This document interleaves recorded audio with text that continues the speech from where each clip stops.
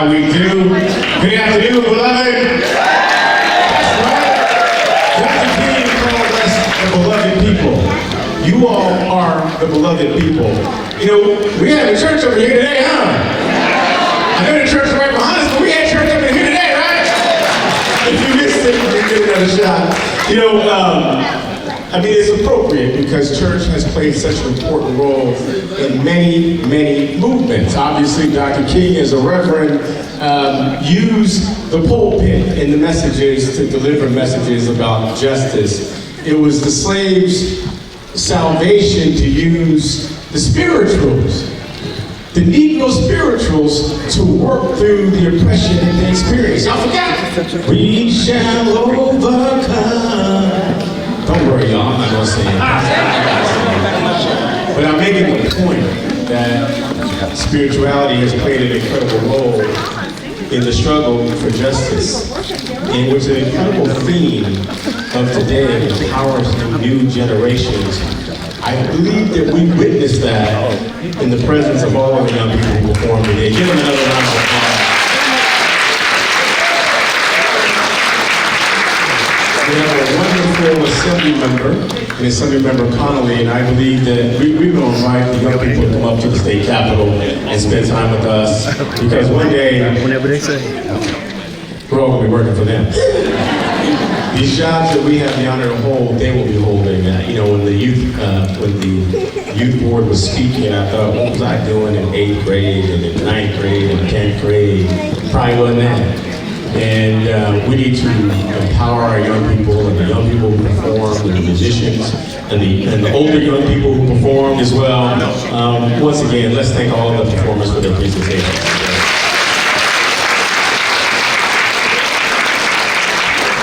It is such an honor to come here.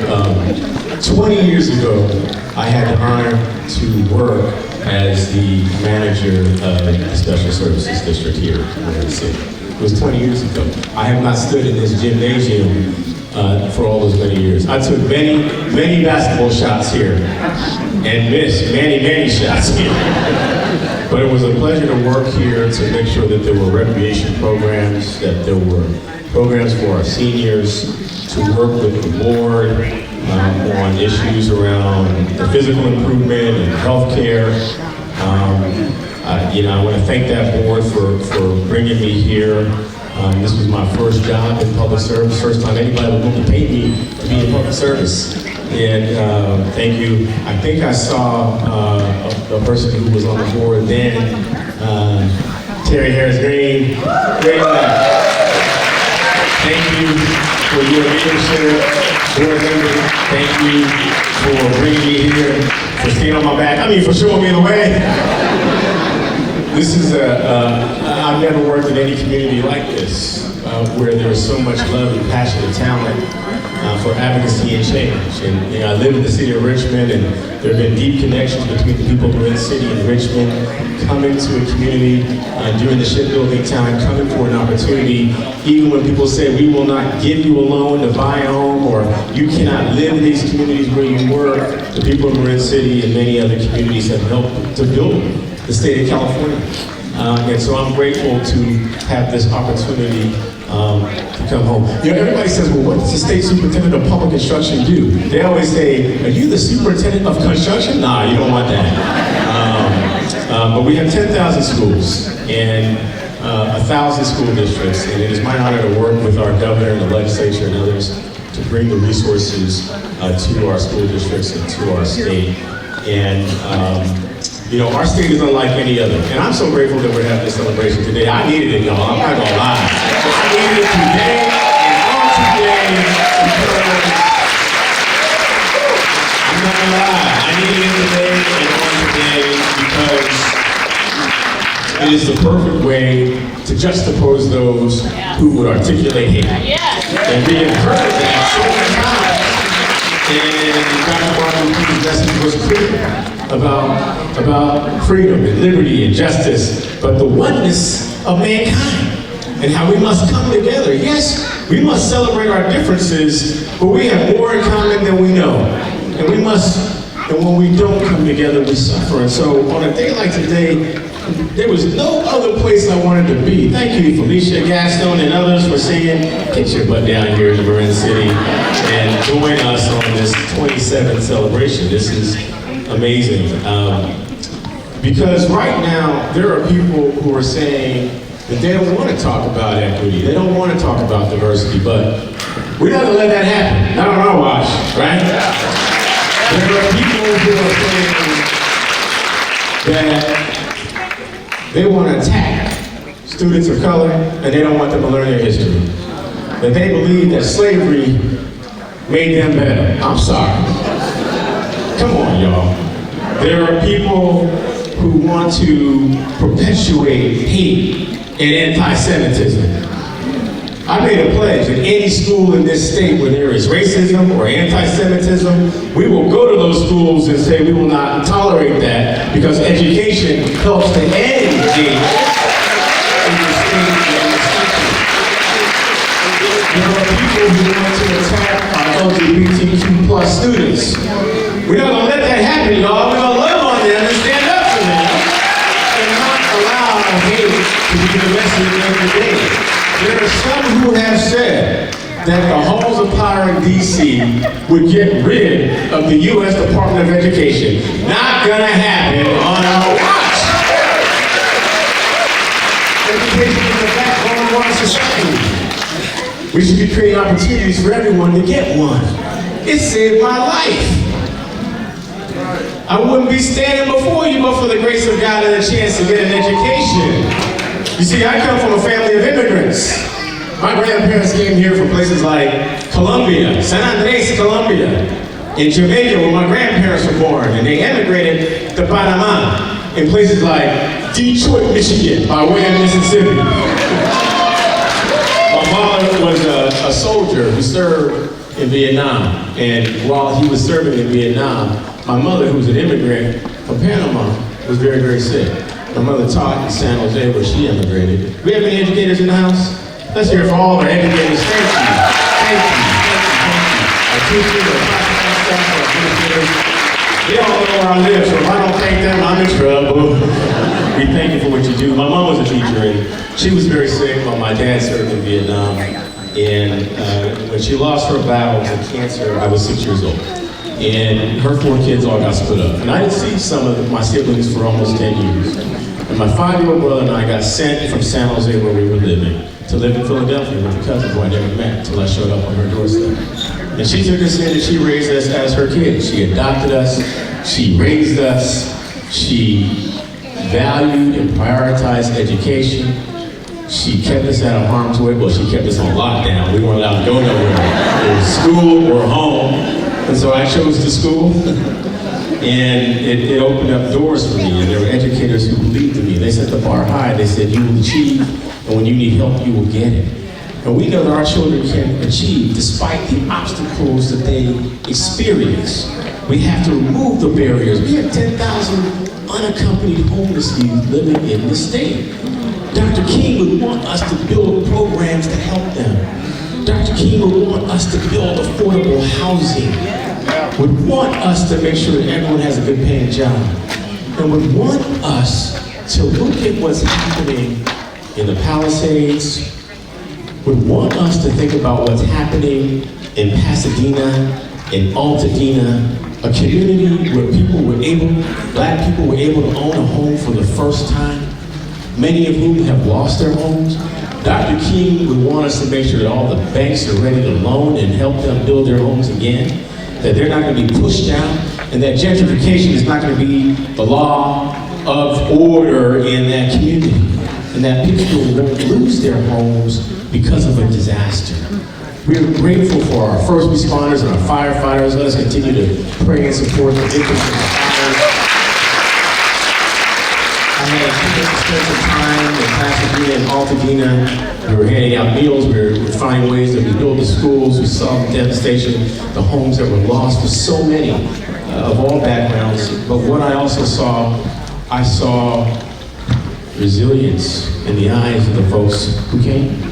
And they said that we will find a way to overcome these tragedies, and let us continue to build and help folks who need our help in these those times.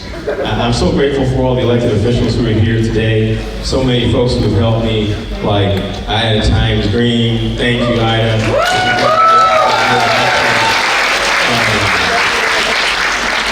I know he's not here, but Congressman Huffman and others, the members of the board, who not only gave me an opportunity, but helped me to understand public service. And from there, I went on to serve on the City Council of Richmond and the school board in West County and the State Assembly, and then to be twice elected as state superintendent. I've been in 5 elections where they said, he can't win.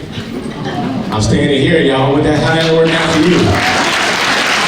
They said a black man or Latino descent with no political connections would never have the chance. They said, but he's a social worker. Well, I think social work was great training for being in public service. I had a wonderful opportunity to serve so many communities and to learn the value of public service. Our state is unlike any other. Despite the challenges that we have experienced during the pandemic and that we continue to deal with, ours is the only state in the nation that guarantees preschool for every 3 and 4-year-old. I grew up in my cousin's household. Many times we didn't have food. And you know, my aunt, my tia, Aunt Jean, she'd say this thing, you know, she'd say, well, God will provide. You know, we little kids, we're like, what we gonna eat? God did provide. And it came in the form of a free lunch program, food stamps, and government cheese. That's my sermon today. Free lunch, food stamps, and government cheese. And really will not be a government cheese served in their lunch today. If you haven't had the pleasure of government cheese, imagine a box of cheese.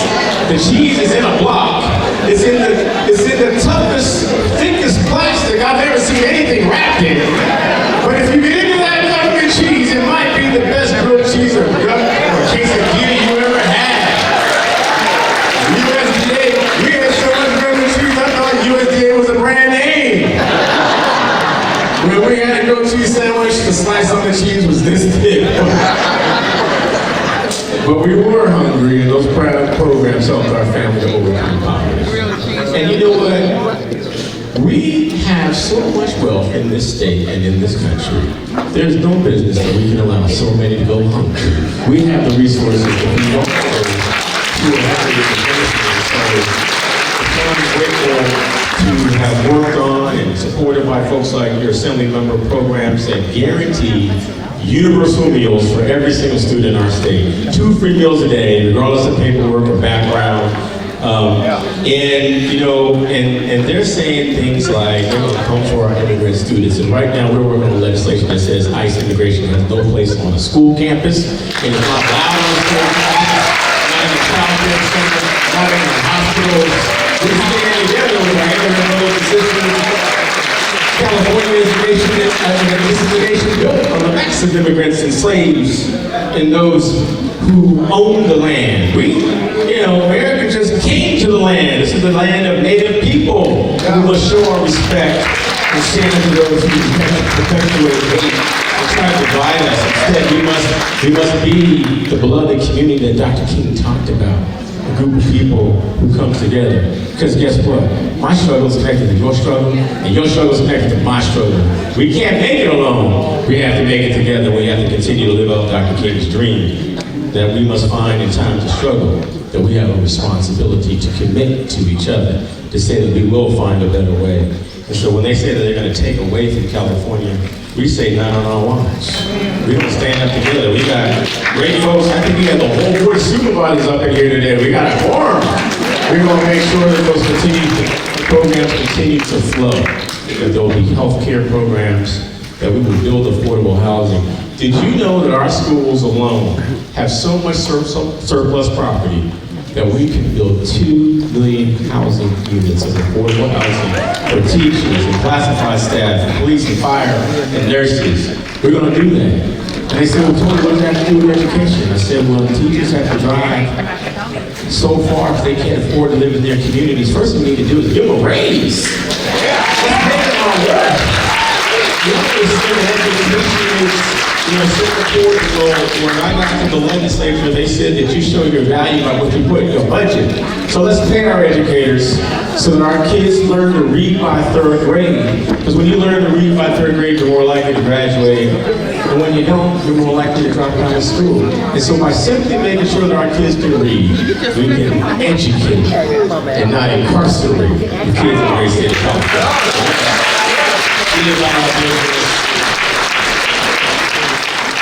I'm just so grateful for all of you who have chosen to celebrate this day, talking about love, talking about peace, talking about working together, to countervailing messages of hate. We will not allow those messages to be perpetuated.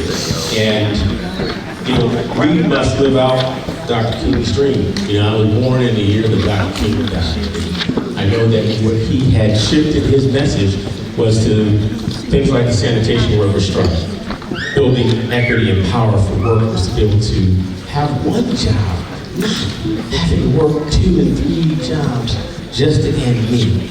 And so Dr. King would want us to be change makers. Dr. King would want us to say that we want to make sure that people have good paying jobs, that we provide college for free for California students. That we will help those who want to work in the trades and apprenticeship training program, if they choose not to go to college, that they can get good paying jobs, that we will address homelessness and mental health. So let us all be part of the beloved community that Dr. King called us to be. Let us commit to each other. Okay, I got you. Let us commit to each other, that we will be beacons of hope, and love, and light, and advocates for justice. Are you ready? Are you ready? If you're ready, let me hear you say yeah. If you're going to be an agent for change, let me hear you say, oh yeah. Raise your right hand, let me spray you in, let me deputize. Thank you for being agents of change at a time when it is so needed. In spite of these times, I still have hope. They say that without hope, my people will perish. We must continue to have hope, to build what it is that we hope to see. And thank you for each and every one of you for being a beacon of change and an agent of change and living out still today Dr. Martin Luther King's dream. Thank you. God bless you.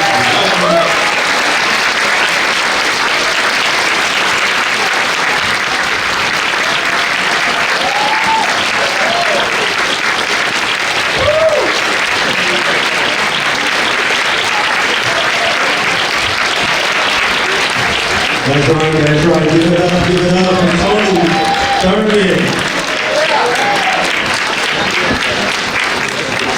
That was powerful. That was powerful. Be a beacon of hope. Be an agent of change. And continue to keep hope in your heart. That was awesome. Okay, while we get ready to transition, I'm gonna call up Brother Carl Diedrich to come and bless.